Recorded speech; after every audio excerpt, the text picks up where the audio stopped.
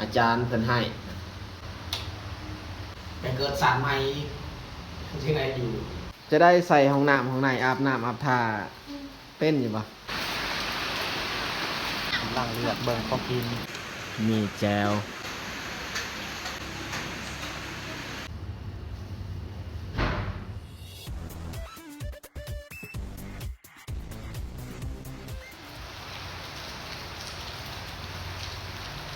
กราบสบายดีเบิร์ดสู่ผู้สู่คน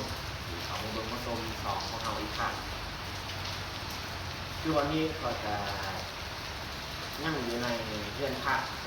หรือว่าห้องแห้งเอามานอนอยู่นี่ขึ้นเรื่องแล้วแต่ว่าวันนี้ฝนตกบ่ได้ไปใส่ทางใดนั่งอยู่ในบ้านพักนี่แหละขนาดว่าสิออกไปตลาดก็บ่ได้เพราะว่าฝนตกเดี๋ยวรอพาฝนเศร้าตกเดี๋ยวคอยออกไปหาซื้ออาหารการกินแล้วเข้าสินค้ามาเบิ่งบรรยากาศในบริเวณเรือนพักของเพิ่นเป็นจังได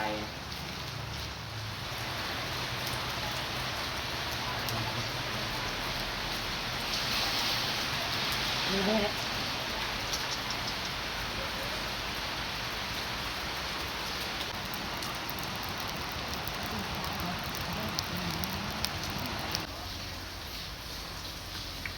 ฝนตกมันยังบ่เศร้า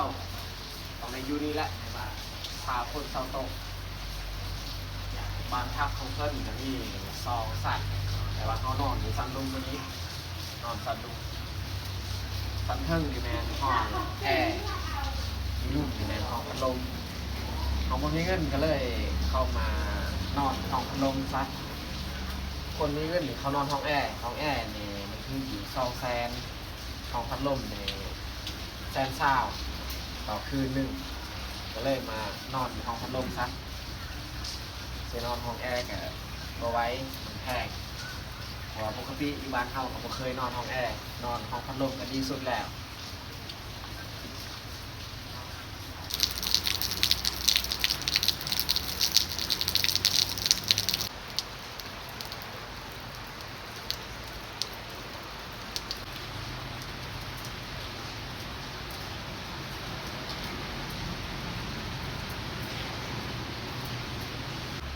สิพามาเบิ่งห้องนอนที่เฮานอนที่นี่ห้องเบอร์4ส่วนเบาเพื่อนกับภรรยาของเพิ่นอยู่ในนอนชั้นนี้ห้องเบอร์1ไปเบิ่งห้องของเฮานอน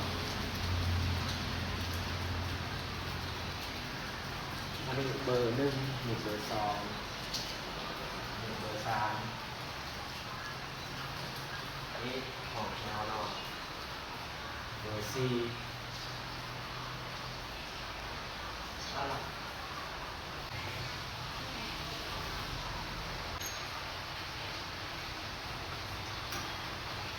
นี่แล้วก็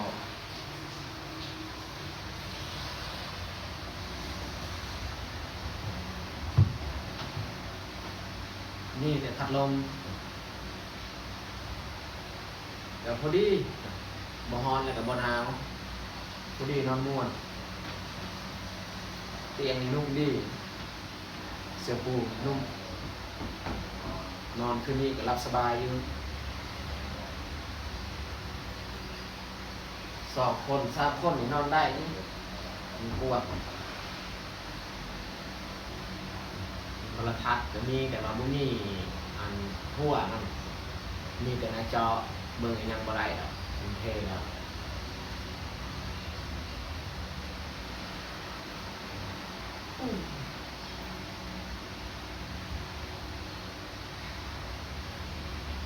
นอนพักผ่อน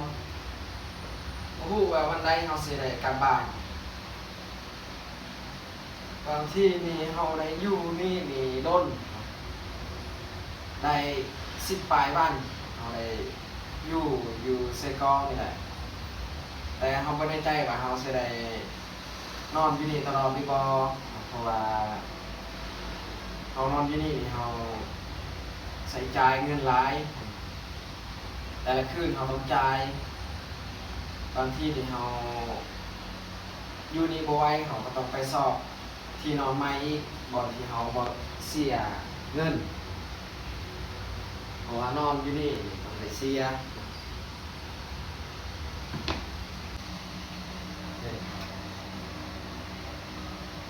เป็นจอแต่ว่าใส่บ่ได้กระแจของกระหม่อมภายเฮาเลย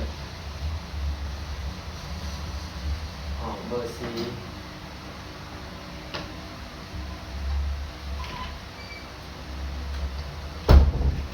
ปิดประตูไว้ก่อนเครื่องคอมเฮาอยู่นี่ปาไว้เทิงโต๊ะ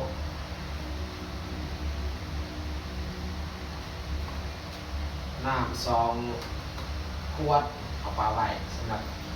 คนที่มานอนอยู่นี่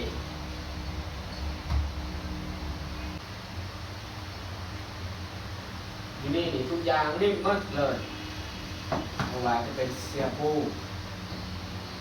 มอนพัวรุ่มนี่แอร์ก็มีแต่ว่าเขาบ่ได้ใส่เขาใส่ห้องนี้เป็นห้องพัดลมห้องที่ราคาตามแน่เพราะว่าห้องนี้เป็นห้องที่มันเก่าแน่เขาใส่ด้นแล้วมันเก่าก็เลยเขาบ่ใส่แอร์นี่ใส่ห้องเทิงมะม่วงอันนี้ก็เป็นมะม่วงของเฮาเอามาแต่อันอาจารย์เพิ่นให้บาดอยู่นี่แหละมันสุกแห้ง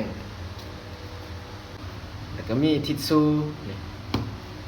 ทิชชู่เขาต้องไว้แต่ละห่อขวดหนึงนี่เขากินเบิดเหลืออีกตุกหนึงพามาเบิ่งห้องน้ำอีก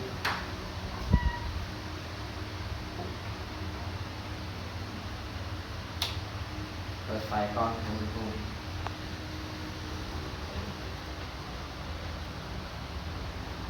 ห้องน้ำคักอยู่วิดพายนี่ก็คือวิดที่เฮาใส่อยู่เวียดส่วนของอีเฮียนอยู่เวียดก็ใส่บัววิดแบบนี้แหละเวลาถ่ายนะแต่ก็ในห้องน้ำก็มีอันแชมพูสบู่เอาไว้อาบน้ำนี่ก็สบายเปิดอันนี้น้ำจะออกแล้ว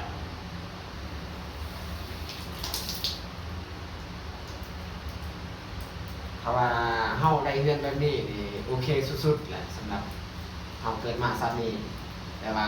คือสิบ่ได้ดอกบ่ได้อยู่ดอกแบบเฮือนแนวนี้เดือนก็ไปเกิดสารใหม่ที่ไหนอยู่ซาดนี้นี่คือสิบ่ได้แน่นอนบ่าวเปลือกกับเมียก็นั่งอยู่นี่สบายดีจะได้บ่าวเปลือกนอนคืนนี้หลับสบายอยู่บ่รับอยู่แต่ว่าอาการยังเจ็บหมอรับก็ได้เป็นไข้อ๋อเป็นไข้นะเป็นไข้เมียรับสบายบ่เคยนอนมันบ่นอนแม่นได้นอนอันเตียงนุ่มๆเนาะหลับสบายเอ้าเปิดประตูยังบ่เป็นเอาอยู่บ้านเคยเปิดประตูกับพาเปิดประตูอยู่ในเมืองเกือบบ่เป็นจะได้ใส่ห้องน้ำห้องในอาบน้ำอาบท่าเป็นอยู่ปะเกือบบ่เป็นคือกันเดี๋ยวนี้แหละบ้านนอกเขาในเมืองเนาะเกือบเปิดจนกอกน้ำบนเขาทายบ่เป็นเอากับเมียนี่กลัวกันนะกลัวอยู่อะไรก็เปิดก็ปิดเดี๋ยวนี้แหละครอบครัวของเขาเพราะว่าบ่เคยสัมผัสบ่เคยมีแมนเนื่องจากเขาเป็นเขาจนนี่แหละเขาบ่เคยเห็นเขาเห็นแมนสมัยเขาบ่เคยกับบ่ตี้ดอกคือคอยคือกันทำอิฐส่วงไปอยู่เวียดกับบ่ฮู้กันแต่ว่าเดี๋ยวนี้ก็พอฮู้อยู่เคยไปใช้ชีวิตอยู่ในเมืองใหญ่ก็ฮู้เอาว่าเอาครั้งแรกเข้าเรียนดีๆแบบนี้มันก็ค่อยเป็นดีแล้วคอยเป็นคอยไปเรียนฮู้ทีละอย่างแห้งบัดเข้าห้องหม้อแห้งอยากบ่เป็น ห้องหมอบ่มีดอกตัวนี้นี่มันบ่มีอยู่ห้องหมอมันแต่อยู่นี่แหละมันคักกลัว ไปติเลยหากินข้าวติ ฝนยังบ่เซาตก คนยังตกแห้งอยู่ ฝนเซาตกก็สิออกไป เป็นการดีใจต่ออนาคตมันมีงาน เอานั่งทานอยู่นี่กระด้นแล้วคนยังบ่เช้าตกตอนนี้เป็นเวลา10 โมงแล้ว อยากกินข้าวดูไว้นี่ตกแห้งออกข้างนอกก็ได้นานห้องตลอดสงสัยสิถากินข้าวเที่ยงเลยนะของ12 โมงนะเอาเช้าอันนี้ได้กินจะมาเตือนห้อง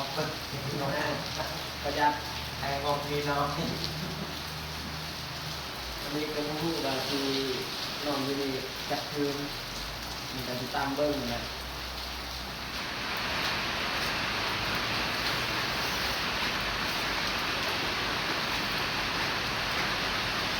เขาขี่รถออกจากบ้านพักคนก็สอบเงาเลยแต่ว่าหิ้วเข่าวจำเป็นต้องได้ออกมากินข้าวเพราะ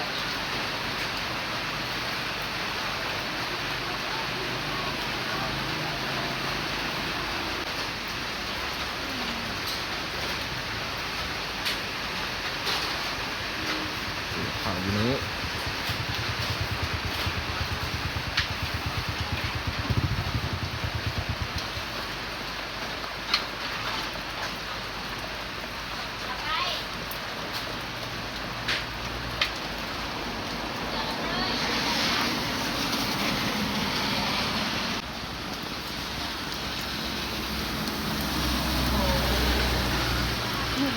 เย้ลังเลือดเบิ่งของกินเอาเอาปีนใกล้แหละทางนี้ซื้อปิ้งไก่แล้วก็ซีนควายมีแจวส่วนข้าวนี่สิเอาเติมอีกจานหนึงกินสำนี้อันนี้กับอันนี้นี่เบิด100,000แล้ว2 อย่าง แจ่ม แจวอีกรู้ว่า ทงเท่าใดนี่ เอามาทุกคนกินข้าวกันมาพี่น้องมาเบา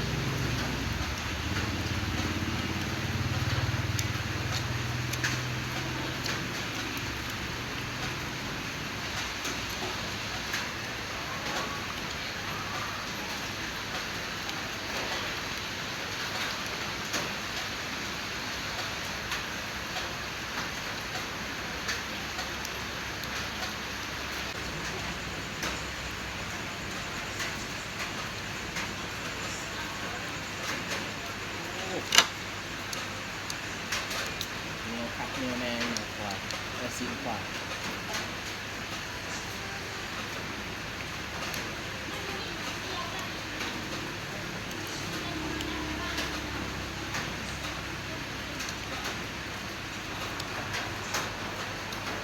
หลังจากเฮากินข้าวแล้วเฮาก็สิกลับไปเดินพักอีกมานอนพักผ่อนตอนนี้พวกเฮาก็กลับมาแต่กินข้าวมานอนพักผ่อนอีกคนเนี่ยยังบ่เศร้า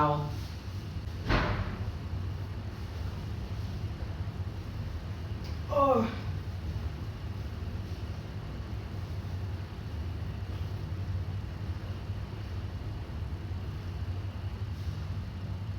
นุ่มดีบนนอน อนบนอยู่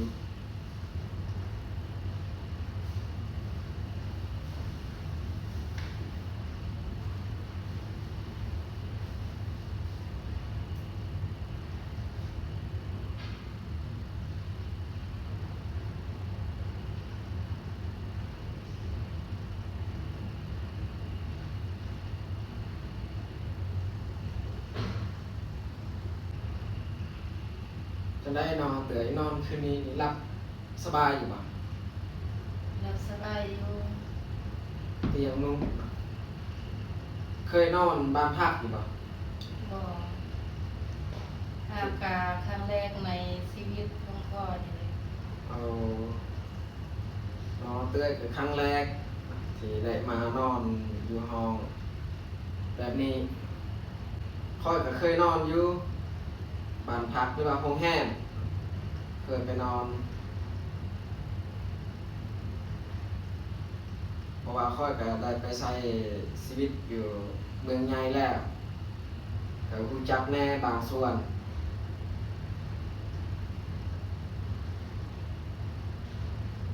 แต่เมียนี่บ่เคย อันนี้ก็ทางทำอิฐของเพิ่นได้มานอนในบ้านพัก